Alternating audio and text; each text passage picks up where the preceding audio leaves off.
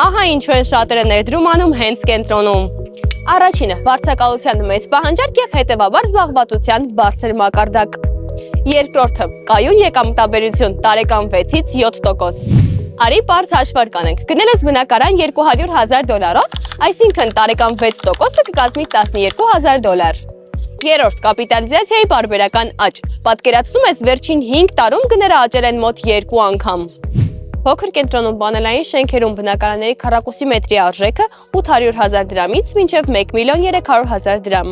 Քարե շենքերում 1 միլիոնից մինչև 1,900,000 դրամ, իսկ նորակառույցներում 1,300,000 դրամից մինչև 3 միլիոն։ Կենտրոնում պանելային շենքերում բնակարանների քառակուսի մետրի արժեքը 700,000 դրամից մինչև 1,100,000 դրամ, քարե շենքերում 800,000 դրամից մինչև 1,300,000 դրամ, իսկ նորակառույցներում 900,000 դրամից մինչև 2,100,000 դրամ։ Սենց որ խոսում ենք այնքան հեշտ է թվում, բայց լավ գույքը շուկայում անգամ չի հասցնում հայտնվել, միանգամից վաճառվում է։ Դա էլ կենտրոնի բացասական կողմն է։